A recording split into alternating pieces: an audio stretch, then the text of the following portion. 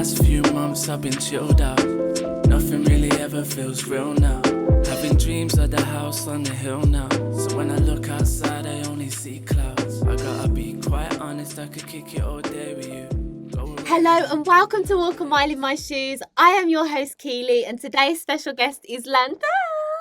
Hello. So, funny story. It's not so funny actually. I actually thought your name was Landau until Cole referred to you as Ollie. So your actual name is Oliver, isn't it? Yeah, Oliver, yeah. So tell me where Landau came from. So I needed a name obviously for to go into the music because I thought Ollie's just Ollie. No one's gonna find me in it. So I wanted something to like a little philosophy that I could stick by and stuff like that. So basically, I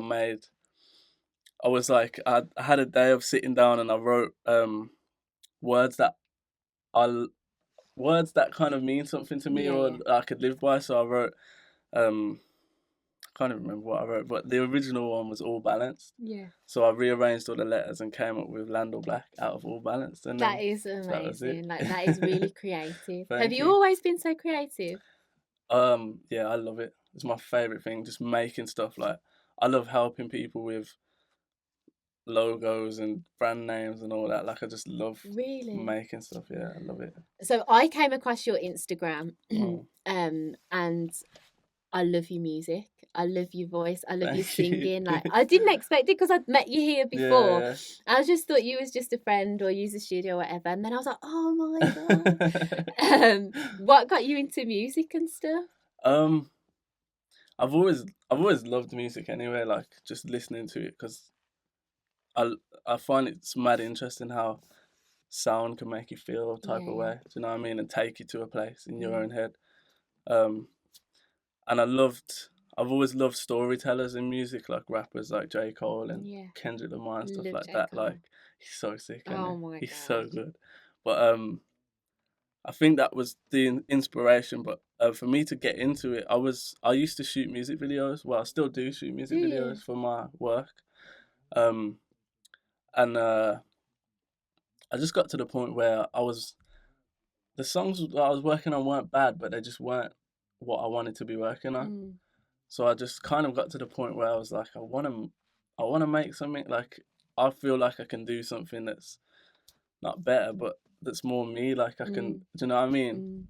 And I just fell in love with it because of the freedom and like there's no rules. Like you're just literally creating something, and it's a bit like a part of you, like a little page from your diary or like a story that you can give out to the world. And I love the idea that my story could resonate with someone as well, isn't it? And be heard and help people as well. Yeah. So do you write your own music? Yeah, everything. Produce your own music? Yeah. Who are you? How long have you been doing it for? I've been doing it for about 2 years. I put my first song out in December 2018. So just over 2 years now. But I've only recently started producing it myself because I'm like a perfectionist when it comes to my own stuff. So like, it sounds weird, but I weren't good enough to use my own beats. Really? So I just thought I'm going to use someone else's, like, not someone else's, but people are making them, putting them on YouTube. So I was getting YouTube beats for a long time because I thought, like, I care more about the quality than trying to do everything. Yeah. But then, eventually beats was the first thing I used to do before I made music anyway. I just used to sit in my bedroom when I was younger and make. What do you prefer, making beats or singing? I like it all, you know. Do you? Yeah, just I like the whole creative process. Like I love now that I can come here and I can like come in with nothing and leave with something. Yeah. Like every time I do that, it blows my mind just a little bit, and you feel like you've accomplished something. Yeah. But I love the idea that this piece of work didn't exist 5 hours ago or whatever. Like it didn't even exist, and now it exists. Like it's so mind-blowing, isn't it? And music is so powerful as well, even down to the beat and the lyrics and the way it's sang and stuff. Like it can literally affect your mood. It can affect everything. And writing, and I've never made a beat before. I wouldn't even know where to start. It's all a bit technical for me, but that is therapeutic in itself. Do you find a lot of therapy through it? 100%. Really? 100%. Like most of most of the stuff that I'll put out is just an emotion that I was going through on that exact time or that exact day. So I'll like sit or play a beat or make a beat, and I'll just try and think about what these chords are making me feel like, what this beat is, where it's taking me, and what I can relate it to and stuff like that. And then just. What's your goals for music? Do you do it? Are you doing it for a greater purpose, or are you doing it just out of enjoyment? No, I'm definitely doing it out of a greater purpose, 100%. Like I really wanna like impact a lot of lives with it, because I know how powerful it is. Like we were saying, like, and even the other day I was just thinking about kind of the stuff we put in our brains anyway that we feed. And music is so influential to people. Like it really matters what you're listening to on a day-to-day basis, and like 100%. it will like you said, it'll affect your mood, and it'll affect. I think you can tell stuff about people from the stuff they listen to as well. Yeah, 100%. Like I think because I'm getting old now. I'm 29 on Thursday. I'm really like sensitive to, especially lyrics and stuff. I never used to be. Like I used to listen to the beat. I'm like, oh, this is a vibe. Yeah. The older I'm getting, it's like the words. And I sit in the car, and especially like, I know I'm not that old yet, and I know that drill isn't that like as extreme as I make it out, but because I'm a little sensitive soul, when I listen to it, the words that they're saying and the things that they're promoting, I'm just like, oh my God, it can't resonate with me, because I know and I understand the power of the spoken word. And if you're listening to like drugs, this, like violence, this, like you will embody that energy, and it will make you become a different version of you that shouldn't exist. And that is like no shade to anybody that makes music. There's brilliant drill artists out there, and there is brilliant songs. It's just me personally and how I want to positively impact the world, similar to you, with and it's through your story. Yeah, 100%. Which leads me on to my next question. What is your story? What is your driving force behind music and the lyrics and all that kind of stuff? Do you know what? I don't really have a story to tell, except I just want to kind of narrate my life as it goes on. Create it. Because I know that I kind of am aware that the more as real people connect when you're as real as you possibly can be. And whether that's me going through a shit day, or me falling in love, or me feeling this, I just want to tell it how it actually is. Because I know that everybody is feeling that too. Like whether they say it or not, everybody knows what it is, 100%. And the fact that some people are scared to like say it, but then you can be so easily like raw and authentic with the way that you do it, and people don't understand, and I didn't understand this for a long time, and it's so great that you understand this because you are younger, is that the more authentic that you are, the more success you will attain from your creation, because there's no fault, there's no like fake energy in there. It's real, and like realness cannot be bought. It just can't. For real. When everybody's coming from their purity, that's where their power lies. And music that you've made through your purest form is going to be powerful. It is going to impact lives. It is going to help people. So what you're working towards is definitely paying off.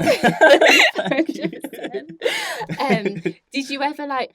I started to do little motivational videos before, when I first wanted to start motivational speaking. That was like the aim behind it, so I had to start somewhere, and it gave me terrible anxiety to start with, like social anxiety and stuff. Do you ever have any of those problems? Yeah, it's weird because it's so weird actually now, because I'm at a point where I'd rather say it in a song than say it, because I feel more comfortable. I feel more in your comfort zone. Yeah.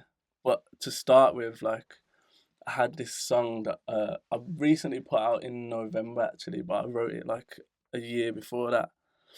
And I know I had another one before that actually. It was called the song was called I Could Write You Love Songs. And it was about just this relationship that I was going through that hurt me a lot, to be honest. But before that song, I'd never written something that deep. Like I'd written stuff, and it's like you were saying, like it's more for the sound of it, and like this sounds good or whatever. But actually putting pain onto a song, and then saying, and then packaging it up together and saying he like, the world, listen to this. Like this is what I've been through. And it, trust me, like, and it's mad because it's not even something that I would have sat down and wanted to speak about anyway. But the power is there. Yeah, and I've actually put it out. But the weirdest thing about that is now that it feels even, I feel stronger now after I put it out, because it's almost, you know what, like, they say, like, embrace even the sides of yourself that you don't really like, or whatever, like whatever. Oh, but embracing them sides, it almost empowers you even more. Of course it does. And I think that also when you face your fears go away. For real. And I think a lot of the journey of life, what I feel like now anyway, is in a constant state of facing fears. Yeah. And the more fears you face, the more fears come. Yeah. And it's like fears that you wouldn't even know that existed. Honestly, this sounds so crazy, but when I started doing my motivational speaking, I really I used to watch these big motivational speakers. I don't know if you watch any, but like Les Brown and stuff. Yeah. He's funny as well. Like, he's my favourite. And I used to want that like level of success, but because I wanted that level of success so much, I had a huge fear of failure, and that fear of failure was holding me back doing even like the tiniest steps towards that big goal. I don't know where my highest level of success is. I have no idea, but I feel like now I'm beating that because I've beat my social anxiety, and now I can come out and interview people and stuff. Now I've got a fear of success. Like, it's like now it's like the fears are all like chipped up and chopped up and swapped around. But what I've also learned is negative energy and negative thoughts, and that they are actually required, because it's in those spaces of yourself that you reveal the parts of you that you don't like. And then when you know what they are, you can consciously change them. Exactly. 100%. You actually get to look at yourself and be like, what can I do here that's better? What can I improve here? It's like a reflection of yourself as well. And I think that when you do encounter any kind of failure as well, you have to sit with yourself and failure can not just be career-wise. Failure can be like heartbreak or a failure in something that you've a personal goal that you've set for yourself, and you feel like you haven't achieved it. Even if nobody knows about it, it's a failure to you. But it's within them failures that you find out what it is that you really truly want from life. Because when you realize, well, hold on a minute, well, that didn't work then, so what do I want? It's like you get forced to make decisions from that place of failure. So you fail your way to success. I love that. Like, I think failure, to be fair, is one of the biggest driving forces. I kind of like failing, just because I can be like, okay, what can I do better next time? How can I improve? Literally, come at me. I'm strong now. It's so fun. And when you kind of like, because I don't know, have you ever suffered from depression or? Nah, I don't. Nah, I wouldn't. Just had like low moods, but not really like the depression. I don't know, to be fair.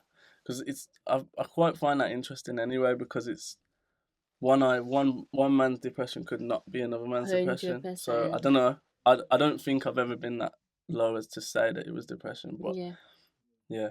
But what about you? Oh, I have. I've had. I don't know why I laughed when I said that. I just wasn't expecting the question back of me. I was like, oh, it's talking about me again. Yeah, I have suffered from depression, but. And the reason that I asked you that question in the first place was because what I was going to say is when I've been in a state of depression, I never found like any enjoyment from life at all. And I feel like now I've flipped it and I've started embracing all the things that I was scared of and facing the fears. I feel like I always find enjoyment in life now. I wake up in the morning, I'm like, thank you, God, I'm still here. And then the whole day that is set up, because you just got to capture the mornings from like as soon as you wake up, and then you can carry it through. It's so exciting. I find that mind blowing in itself, because really, you going through that and now being where you are now, the environment hasn't changed, like the outside factors haven't changed. It's all your mind that's changed. It's all internal. And that's just crazy to think about. The work that I had to do, I laugh and joke about lots of stuff, about especially what's happened to me, because I've been in some terrible states, and a lot of it could have been prevented by my mind state, by my state of mind, by the way that I've seen the problem. Now I understand that everything has a polar opposite, and the opposite to like feeling down is feeling up. And if you can just the polar opposite to negative is positive.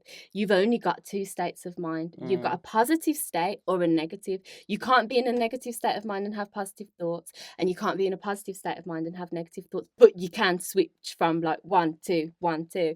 And if you literally weed out all of the negative thoughts and go more towards the positive, it's like the fear goes and the faith comes. Then you've got faith. And when you've got faith, you believe in a force greater than yourself. And then when you believe in a force greater than yourself, you're like, well, hold on a minute. Does this mean I can believe in myself now? And then you start to believe in yourself. And it's kind of like, well, you got the backing from the universe and that. So come at me, bro. Like, seriously, like, what do you want me to do, God?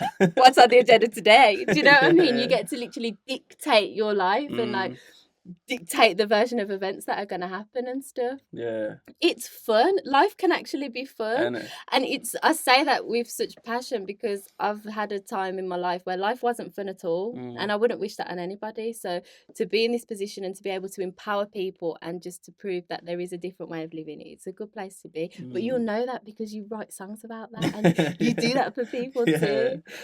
What's your goal for like the next year? How have you dealt with the lockdown and stuff? To be fair, lockdown's been weirdly a blessing for me. I always say that out loud too often. But... it's weirdly been a blessing because like I've just had so much time. Over last year when lockdown first came, I had all this time to work on. I put out an EP like midway through the year, and I had so much time. Like the first lockdown, I was loving it. I'm not gonna lie. Like I was actually loving it. The sun was shining. I just bought a bike off Gumtree. Like I just drove around on my bike every day, just finding little spots that I could just sit and chill. And I just ended up writing so many songs. And then it was good. But I was in a relationship at that point. And I wouldn't say lockdown broke it down, but that, I don't know, just the environment of being, because we weren't bothered about the rules, to be honest. Like we weren't bothered about the rules, so we were just carrying on. So you're not having like 2 meter distance. you and your girlfriend wasn't social distancing. Is that what you're trying to tell me?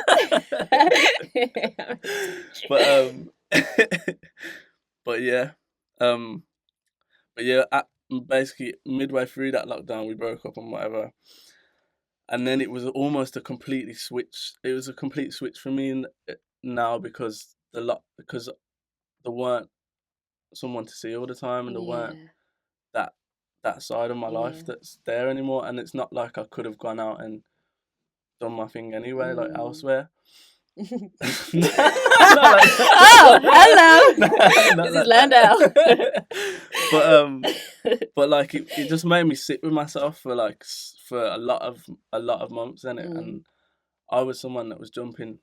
I like to jump into relationships anyway because I like that. You don't like being by yourself. But I love it now. After having it's been like 9 months or something, like I love it. I don't want to be tied down to anything now. 100%. But before that, I'll kind of. You're funny. But like before that, it was almost like I was finding meaning in myself through other people, whereas I needed to find it in myself. Like kind of that validation and that acceptance and stuff. And it's so easy to fall into that in a relationship because it's like, well, I've got another human, like we can just lean on each other kind of thing, but you never truly find yourself. Exactly. It's very dangerous being single though. Yeah. I've been single for about 4 years now, and I swear I can and I will. Like I'm not affirming that I'm going to be single forever, but it's very, very difficult once you love being by yourself to then share your time, space, and energy with another human being. 100%. But I think that's a blessing the same way though, because you're not wasting your time on people that aren't adding to your life, innit? Exactly. Like you attract the right tribe. And when you know yourself more, your circle gets inevitably smaller. Yeah, and you know what you want from your circle as well, and life. Yeah, you just know that that this person ain't for me. How did you find your breakup? Was that difficult? Was you together for a long time? Nah, only about 6 months to be fair. So it wasn't difficult breakup. It was kind of a decision I wanted to do anyway. But I feel like it was one of them where you think the grass is about to be greener, but it's not. But I don't know. I'm really glad that I wouldn't change it at all anyway, because as much as I hated sitting with myself for so many months, I needed to do it. Yeah. And I've come out on the other side feeling so much better about it. And because you're a creator as well, you're a creative, so when you have less people to think about, and this sounds very selfish, but when you have less people to think about and less things to do, you create more, you go into yourself more. 100%. So then you release more it's like you unlock different areas of creativity and stuff. It's very, very it is such a blessing to learn how to be by yourself, and not many people know how to be by themselves, and I don't think many people know that they don't know that they can't be by themselves. Like, it's quite scary. It's like you're constantly seeking an attachment from the external world to validate who you are. Do you believe in God or in the universe and stuff? I believe in I don't believe in a God in a sense of a physical, literal. But I believe, But I personally believe everyone's a piece of God. Yes. Do you know what I mean? Like, we're all extensions. Yeah. Like, we're all this ball of energy. Like they say, the Son of God, but that's the sun. Yeah. It's this big ball of energy, like, and we're all part of that. So it's giving us little rays and allowing us all to shine individually and stuff. And because I find that religion's a bit restricted, and I don't like that. I don't like the idea of following rules and doing stuff like that. I wanna, because someone said, what did they say to me the other day? It was like the perfect analogy of religion. Said religion is just one man's epiphany, and it's like, it's so true, because everybody even if you read in the Bible, you can have your own interpretation of it. So I just spirits. I would say I'm spiritual. Yeah. That's really interesting what you said. Because again, I think with very religious people, because when you read something, you only ever read something from your own level of perception. Exactly. So if everybody's reading something from their own level of perception, that means that they're getting their own opinions on it, and that means that they get to dictate how they use that information. And sometimes it's not for the greater good. So it's like, it can. I'm not saying with all religions. I am more spiritual myself, but I think that some people can take religion too far. And when you take something too far, you can never be too good, and it can come to kind of self-destruction if you don't have that balance in it. I think you have to kind of find yourself, like, because you have to kind of understand, like, there's no point in living by a rule or living by a way of life if you don't understand why you're living by it. Like, what's the actual reason why I practice this, or what's the reason why we do this? If you don't know that, you're just blindly following something just for the sake of following it. Was you born into a religion? Yeah, my mom's she's got a really good faith with God. Like, she's a Christian, but she calls it a relationship with God. Like, she doesn't just follow the religion. She has a actual relationship with God, and she follows her gut instincts, and she listens and she prays all the time. So, and what I love about her is that she never forced that on me. Yeah.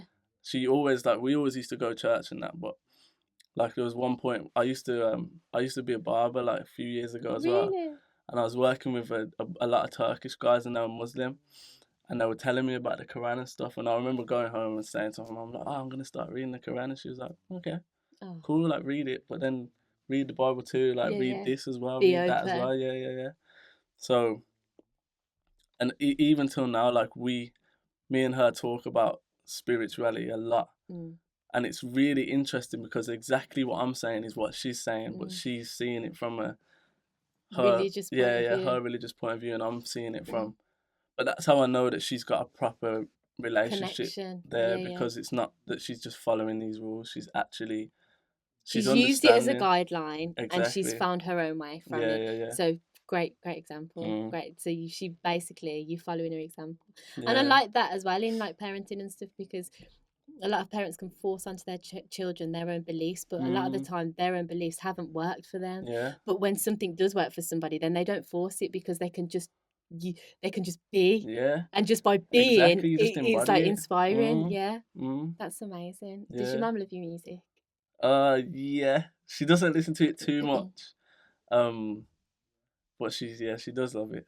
But I don't send her it too much because I talk about smoking and girls in there a lot, so I just think like it's like, I know that I did get to a point actually where I sent her a bunch of it, because I just thought, like, I'm a man now, like, this is me. It'll be good for you to know who I am, innit? As you birthed me. By the way, Mom, character update. Yeah, for real. But yeah, like there was a point where she found out that I was smoking as well, so like we had to have a conversation about that. But she was fully open with it. So I just thought, like, now I'll just send her my music and just be like, look, this is who I am. But she's fully, she likes it. Yeah. It's weird, isn't it, with parents? Like when Cole interviewed me and I was telling my story, it's like I was talking, and then I was like talking about like lots of things that had happened in the past couple of years, and then I sent the link to my mum and dad to watch. I was like, I don't even really know who I am anymore. It's mad, like, isn't it? Yeah, like it's a bit scary. Because they must just see you as still as the little child. Yeah. But really, you just finding your own way. You're finding your own path, But that's the beauty of. I feel like that's the beauty of just good parents, that they just let They don't give you too much, but they don't give you not enough. They just give you the right amount and just say, figure it out yourself. And you always get like, and they know that if you ever need to go home, then you can go home. Like they're there. That's like solid base and stuff. 100%. It's nice. They knew you first. Literally, they birthed you. And my mum always reminds me of that. She's like, you spent 9 months in my tummy. I was like, well, yeah, where you been 9 years ago? Maybe for the last 9 years. And that's happened. But no, it literally is. It's good. So what's your goals for the upcoming, for lockdown to be gone, which we're nearly there. We're nearly at the end. Oh my God, I can see the finishing line. This lockdown, this one haunted me a little bit, I swear. Really? I became more active, obviously, with the podcast and stuff, but I was struggling a little bit because things aren't open now. And it's starting to really grate on me. Before, I wasn't too bothered, especially when I self-isolated myself years ago, because I didn't really have much money to go out either, so I didn't care. But now it's like, oh, I've got things that I want to do. It's restricting, but we are coming to the end. I am excited. What's your plans?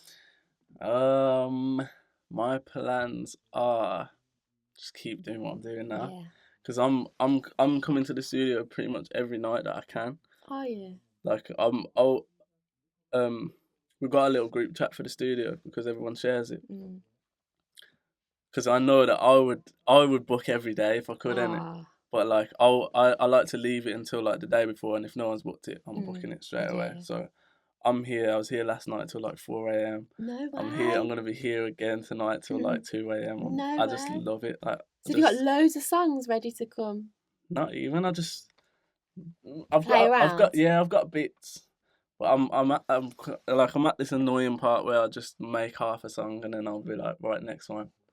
So like I'll never finish it. Honestly, though, that you will always come back. What I've learned recently, when we was talking about the content earlier, all the content that I made last year and the year before, that I didn't either have the confidence to put out or didn't think it was good enough or anything like that, it's come back round. And I'm posting it now because it's relevant now. So anything you're making, even if it's only halfway, and you could find like a singer, I'm joking. You can find like a singer to go on that. You can find a rapper to go on that. You can send it out. You can. Do you know what I mean? That it will come round again because you've got the initial. You've planted the seed, and you don't eat the fruit the same day you plant the seed. So you wait for the tree to grow. Then you collect your fruit.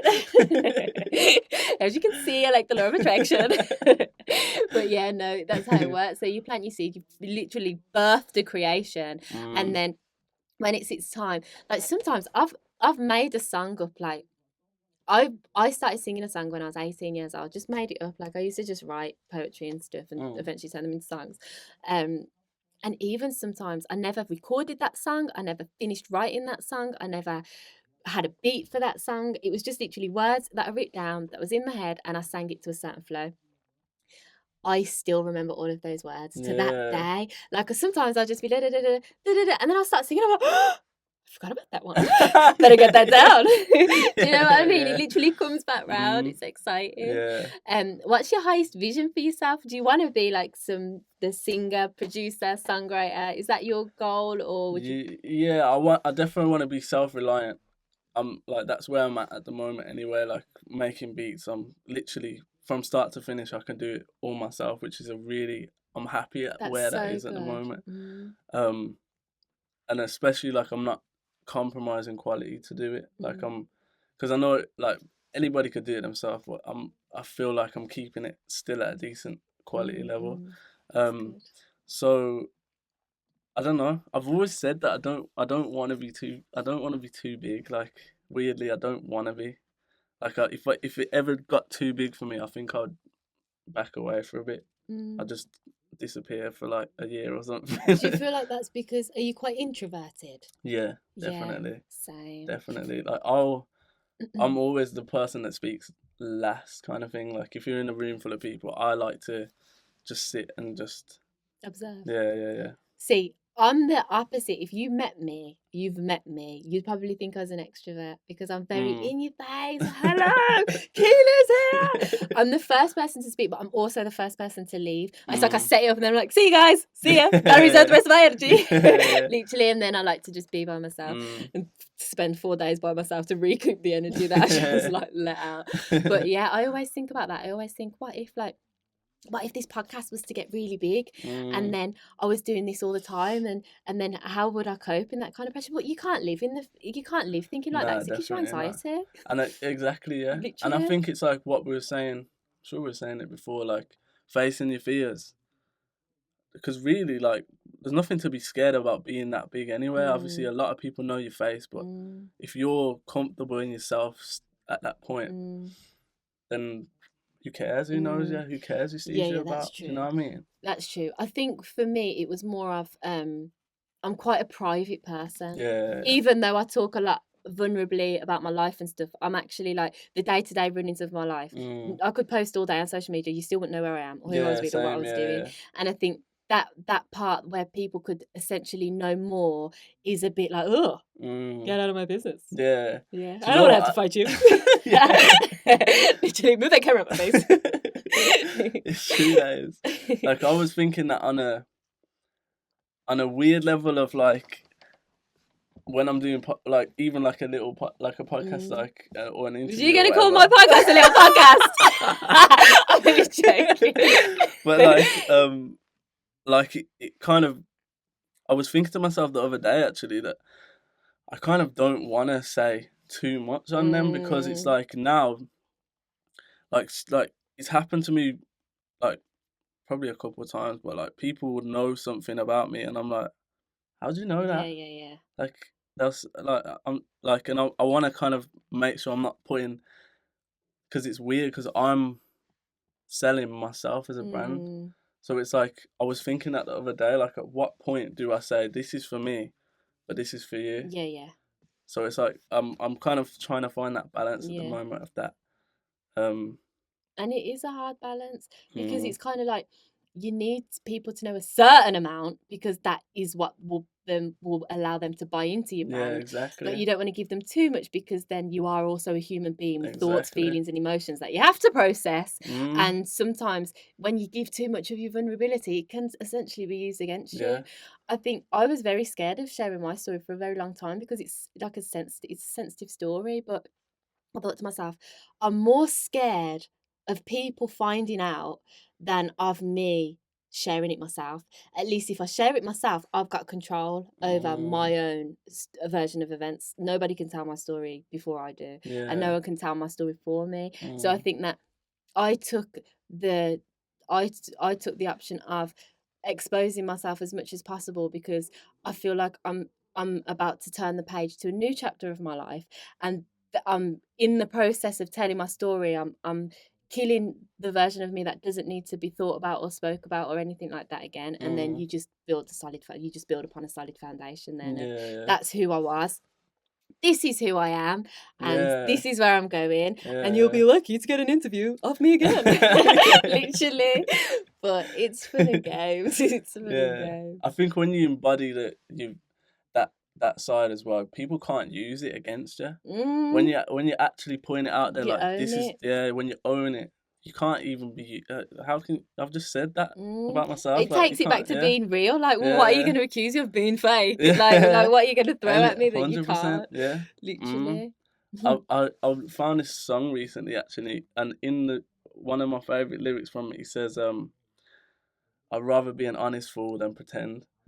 And like I've resonated with that so much. Like I love that. Like I'd rather be honest with the fact that I haven't got actually my life together than pretending that I have. Do you know what I mean? Why do you think you haven't got your life together? Nah, I do.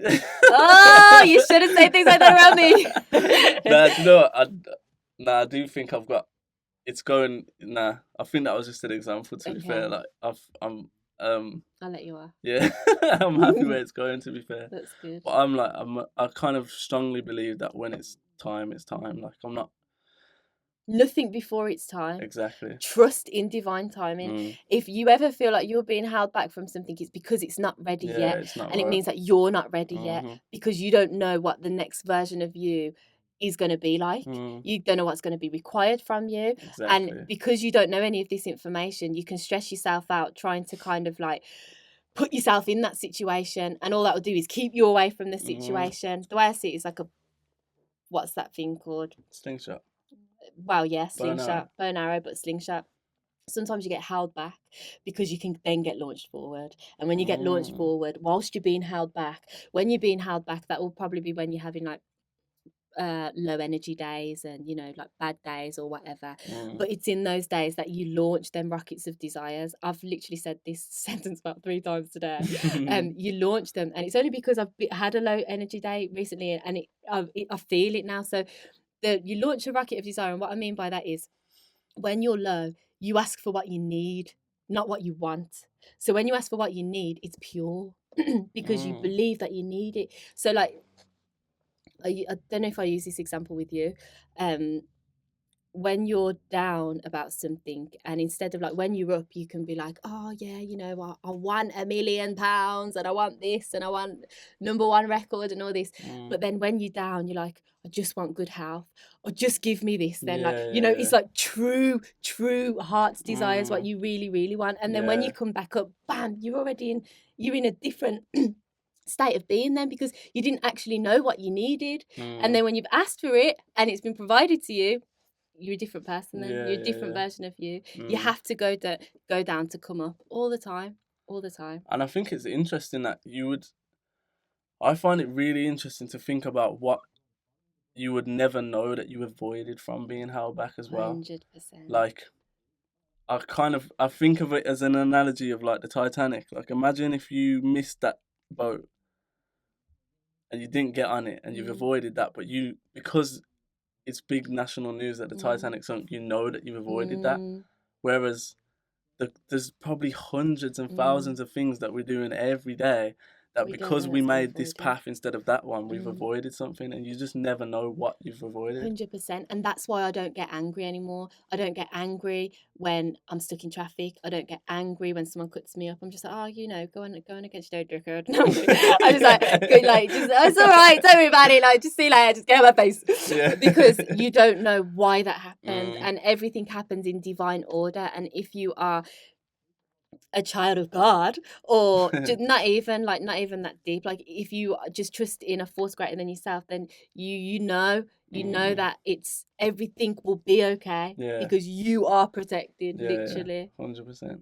It's exciting, isn't it? I'm so excited. I wasn't 2 days ago though. Oh my god. How often? Nothing. I was just really like, I feel sometimes I have like a bit of a disconnection from source, disconnection from myself.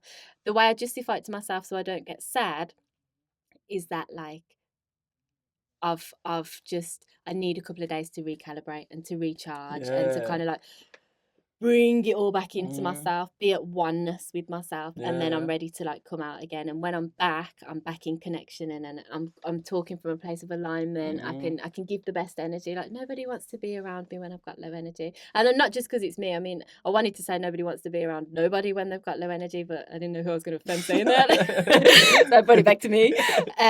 But yeah, like you gotta strive, and I think I'm really into my chakras at the minute. Do you know much about the chakras? I don't know too much about them, to be honest. I know they're energy centers, and I know they've got almost their own brain things. I don't know. I'm reading this book called Becoming Supernatural. Really? Who's that by? By Dr. Joe Dispenza. Nah, it's a guy called Wayne Dyer. Nah. Joe Dispenza. Wait, did you just say Joe Dispenza? Yes. Did you? Yes, I did. Yeah, Joe Dispenza. Yeah. Is it? Yeah. That's Joe Dispenza. Did you actually? Yeah, I said him first. I thought you said Jodie Spencer. Oh, no. Joe Dispenza. Joe Dispenza, yeah. Becoming Supernatural, really good. He helped me a lot. Me and Joe are good friends. YouTube friends. He's in my living room every night. He's so good though, isn't he? He's so good because, you know why he's so good? Joe Dispenza is so good because he uses scientific facts. And I think that a lot of people that get into like the law of attraction and all of that kind of stuff, they're like, oh God, it's a bit weird and spiritual. And this is scientific. Like there's proven, this is how your brain works. This is how your body works. Like this is how to heal yourself. You don't need medication, all that kind of stuff. I'm going to read that book though, because I've been looking for something to explain the energy portals more in depth to me, because I still don't understand why I still get low energy days. I can justify them by saying that they're essential, but I don't want them anymore. And I think that when I learn what I learned yesterday was the crown chakra and the root chakra, and every chakra in between, energy goes down your left side and comes up your right side. But if every chakra has like one of them in between here somewhere, it's like for wisdom. Now, if something happens or you get trapped in a negative thought or blah blah blah, that chakra can be blocked, and that will affect your whole energy. So if you I don't know, you could exercise to make that better or whatever, but unless you don't know how to fix the problem. And energy is like my main thing. Like I always talk about energy because I know what it's like to have good energy, high energy, and I know what it's like to have low energy, and I just want to learn how to balance my energy out and how to restrict it and just, keep my power. Literally. Yeah. So well, I was gonna say something then, but it's actually slipped out of my head.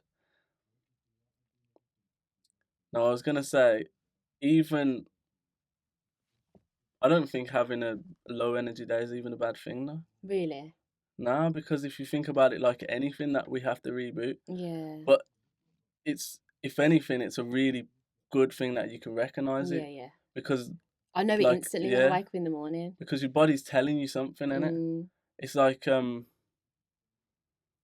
when you've got fears or something, it's your body telling you something. Anxiety, nervousness and stuff. It's trying to speak to you. So I feel like when you're having a low day, just have a low day, innit? I know. I don't enjoy having low days, but I have them quite a lot. And I feel like when I do have low energy days, I can't enjoy not enjoy it, but I can't my mind goes with my body. So if I'm having a low energy body day, I'm having a low energy mind day, which means all my thoughts are negative. So everything I've seen as positive the day before, and all of my alignment ideas and thoughts, now they're stupid and they're not relevant and I'm not good enough because I'm having a low energy day. So if I could just move the energy from my head into my body and just, deal with it physically and just be like, do you know what? Watch Netflix and chill today, but be relaxed in your mind. Then I'd be happier. But because I can't relax my mind, I'm a critical overthinker. Same. Really bad for it. I am. Really. Like, I'll criticize every detail about of yourself. It's crazy. And I had to quit smoking weed because of that exact issue. I really hear that. I stopped smoking for 3 weeks, or I tried to do a month, and it was just my head was clear again. Yeah. So clear. More but clarity.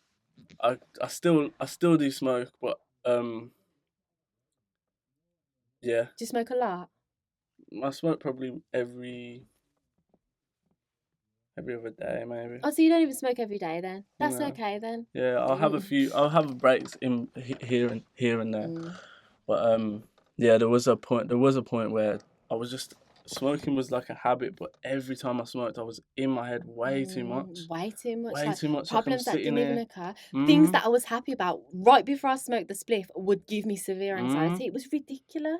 But it was weird for me, like, because it was almost like it was awareness of awareness, which was like weird, because I'll sit here and think, okay, so I've got a thought about this, and then I'm thinking, okay, what does that thought say about me? And then I'm thinking, can she know that I'm thinking that? Like, am I giving, like, do you know what I mean? Am I giving it up and I feel it?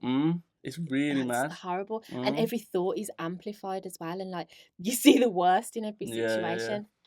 I used to smoke weed from the minute I got up in the morning all the way through the day. Really? And it was in the midst of my depression, but I'm telling you for a 100% fact, my depression lasted longer because of that. Yeah. Because I was smoking to get high, but I feel like if you take a couple of drags, you get a little bit higher, but that you get high if you're low. By the way, not if you're in a good state of alignment anyway. If you smoke when you're in alignment, you come straight down. It's like an instant come down, because you're the highest that you could be for the energy that you're at now. So if you smoke weed on that level, you're going to dip straight away. You think? 100%, because energy can only go forwards and backwards. It can't, if it stands still, it starts to decline. So if I'm having, and this is 100% for me, by the way, this is what I've learnt within myself. If I smoke, if I'm having a great day, like I'll leave here, I've seen everyone, I'm buzzing, carry on this momentum, do something productive, and then get home and smoke a spliff. I'd start thinking, oh my God, what did I say? Oh my God, did I say this? Oh, no. And then it's like, like literal, like my hair, just explosions of everything that I've done. And then it's ruining my creation, not the creation that I created today, but tomorrow's creation, because I've threw out loads of negative thoughts. Like all of the air and all of the world that we can't see is created of like thinking stuff. Like your thoughts go into there and transmute themselves into physical reality however they can, to match the frequency that you're on, whatever. Every negative thought is damaging to you. It's damaging to your brain. It's damaging to your body. It's damaging to your creation. So I had to stop smoking weed because it was damaging me. And when I noticed that it was like self-harm, it's like, why would I drink poison? Why would I do that to myself? So I kind of had to like stop. But that's just I am a very sensitive person, not just like, oh, you say something, it hurts my feelings. I mean, like, I'm sensitive to noise, I'm sensitive to smell. So anything like that is obviously going to affect me a lot more differently. I used to have friends that smoke regularly, and they're like, smoking doesn't suit you, just stop. I was like, but I'm addicted now. How do you just stop? But no, I'm better without it, 100%. I always I see it as this thing that makes you kind of look at yourself. Because I know that I'm self-analyzing, but if I'm high, I almost see it as unlocking parts of my brain that I wouldn't normally unlock. Yeah. But then that means that I have to be, my mind has to be ready for that. You gotta be mentally prepared. I'm like about to go high. I used to say, protect me, make me go up and not down. Let me be creative and not like disempowering. Literally. But like I always see it as like, I've lost what I was gonna say now. Sorry, it's my fault. I always jump in. It's cool. I see it as like yeah, so it's like going into yourself. So I notice that when I'm high, I'm looking at things in a different perspective, and I do have a lot of really good brainwaves when I'm high. I'm like, whoa, like I'm constantly making voice notes, like that's remember so this, remember this, whatever. But then there's also them highs where it takes you into paranoia and yeah. But I just think that's almost showing yourself something, because I know that if I've got my mind right, I can smoke and I'll be good. Like I'm cool. Like it's almost like I'm just more, just what the stereotype is, like more chilled, more. I'm just chilling. But like, I think a lot of it. Sorry to cut you again. A lot of it is like a lot of the chemicals that they put into weed and stuff as well, that they're flushing it out with and stuff. Natural herbs are okay. Yeah. But carry on.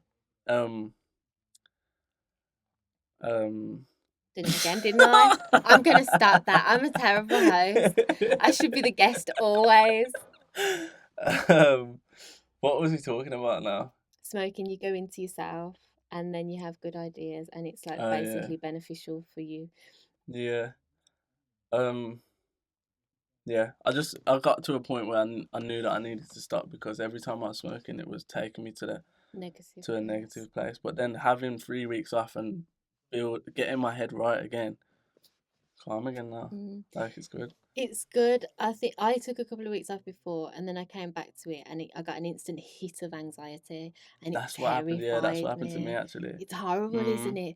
Like, what have I done? I'm sorry, God. I won't do it again. That's what I was doing. I swear, because I was like, just get this feeling away from me, and then that's why I said to you, when you naturally high, like naturally, any substance, any intoxicant will bring you back down, because you're naturally high. Yeah. That's kind of what I meant by it. Because you don't need it. I needed weed when I was down, because it brought me up that little bit so I could be creative, because I was in a state of no creation. But that's the thing. Like, I personally think that it's not. It's funny. I was literally watching something about it today, and the guy said there's no such thing as a bad drug. Like, it's more about our relationship with them. Yeah. Because I was going through a bit where I was like, well, I don't want to drink. Like, and I was saying like, everyone who drinks is escaping something, and it's like it's not true, but you could use it to escape something, and the same way it allows you to escape. If you're trying to run. If you're running from something, but we can do the same if you're running from something. So it's almost a thing where I had to sit with myself and be like, okay, I want to smoke, but why what is it now that makes me want to get high? Like, what am I running from something? Am I bored? Yeah, literally, am I bored? Like, do I not want to sit with my own thoughts, or do I want to stare God in the face? I don't know. Do you know what I mean? Like, what is it that's making me want to do this? So I think it was trying to be real with myself and looking at myself and be like, okay, you're not doing it for the reason that you used to be doing it, so you should stop for a bit. But now I know I'm not really running from anything. I like sitting with my thoughts now. So they're comfy. Yeah. And in a way, sometimes now I'll kind of smoke to go deeper into myself, because I want to find explore. out. I want to be in my own head, and I just want to be like, whoa, okay, this is making me think here and here. Why is it making me feel that? Like, I kind of love it. Just because you're learning about yourself. You love learning about yourself. That's good. You should always be your biggest project. Because you're always self-developing and stuff. 100%. It's crazy. I just thought about. I was just gonna say something else about smoking weed then, but it just completely slipped out of my head. I can't remember, but yeah. So then, I've really enjoyed this conversation. Is there anything that you want to share, or is there any motivational message that you want to give to anybody based on your own struggle, or based on getting involved in the music industry, or anything that you want to share and help other people with?